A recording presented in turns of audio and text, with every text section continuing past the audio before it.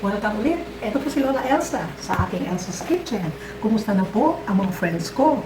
Lalo na yung mga lolo at lola, tsaka mga new mommies. Pero bago ang lahat, don't forget to like and subscribe Elsa's Kitchen. And please ring the bell.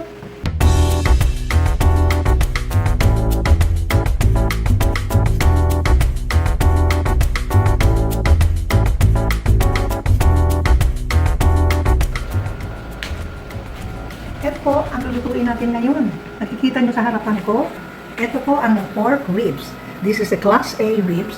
Makikita nyo mamaya kapag hiniwa-hiwa po, marami po itong laman, kaya class A. Hindi katulad po yung mga ibang ribs, puro buto lang talaga. All of this, nasa sukat po siya ng 1/2 cup sugar, we have soy sauce, tomato sauce, we have Julienne ginger, we have the 7-Up, ground pepper, salt, oil, garlic, and this is the onion, Worcestershire, oyster sauce, and this is the ketchup. So this is tomato sauce and this is the ketchup. Ito po ang gagamitin natin lahat para lulutuin natin yung ating pork ribs with ginger. Now, I will just cook around 1 pound. We will cut this in between the ribs here. So it will be like this. Wow. Yeah.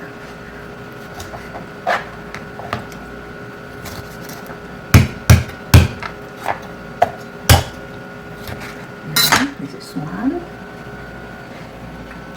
This is another one.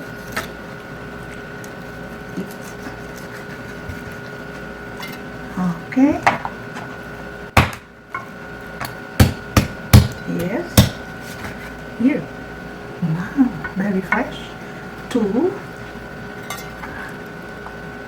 We have now the 2 ribs.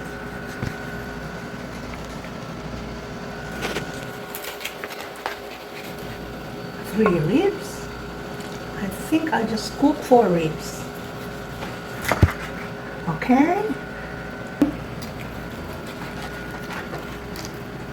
We'll add a little, one more. So that my children, if they want to add. Okay. And salt.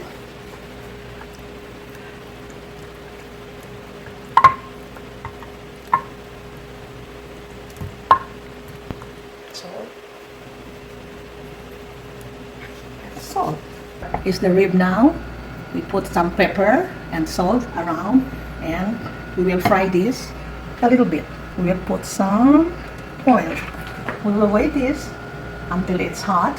I'll tell you a story about this menu. I cooked this menu 30 years ago. It came from my friend who, when she had a vacation in Thailand, because this is a Thai dish, so she introduced this to me. And now, I don't know if I can still remember, but I'll try my best. All the recipes are here now, and we will fry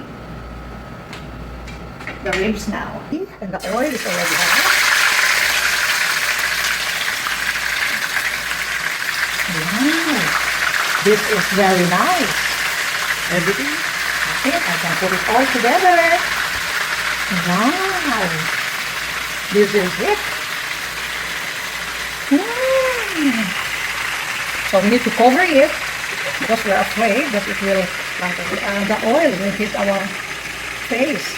We will cover it a little while and then we will come back to around 3 minutes, something like that. Pwede nang balik ka rin, ha? Kasama yung mga Tagalog at may mga nanonood pala sa atin ng mga karamiso na kailangan nilang matuto kung saan nilang, wow, this is nice. Yung mga ribs iba dyan, ganito lang kaliit. Ayoko ng ganon. Hindi siya maganda. Gusto ko yung malalaki talagang ribs. Wow. We will turn this upside down. Wow. And this one. Alright. And this little one. Another. Okay. We need to leave it again for around 2 minutes. Now, we will put all the ingredients now. First, the 7-Up.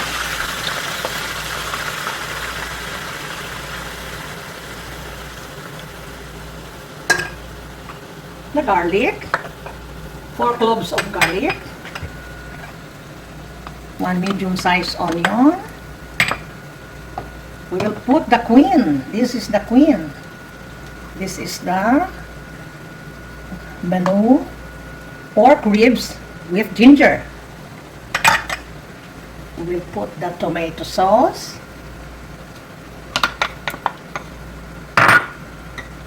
The Leia Perrin sauce. The ketchup. The oyster sauce,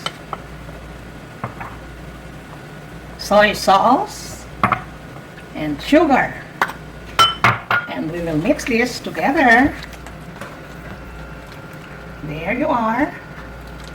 We will put 2 cups of water and we will leave this up to 30 minutes, 30 to 40 minutes to reduce. Okay, but once in a while we will check what is happening. This is how it looks now. You can smell the fragrance of the ginger and all the condiments that we put, around 10 or 14. Wow, this is very good. And we will wait for this around, the time now is 11:20, maybe. This will cook and already reduce by 12 o'clock. We will see again 12 o'clock. Ano po natin after 1 hour? 1 hour na po eh. Naku, nag-reduce na. Fall of the bone na siya. Wow! This is nice. This is so good. This is my recipe. Pork ribs with ginger. Maybe another 30 minutes. Wow! Sarap! So good! This is so good. And this menu is so good for beer. And if you can see, the bone fall apart. That means this is very soft and very nice. Oh, wow! Wow! Wow! Oh wow, this is so good! I already finished one menu today. This is pork ribs ginger. And thank you to my kumare. This is her recipe. So I cooked this 30 years ago. But it is so good today. It's very nice. Have a beer. Thank you to all my friends that they like. But please subscribe. Elsa's Kitchen, it is there. So you can follow me. This is very nice. For the Lola and the Lolo and for new mommies. Hi! Goodbye!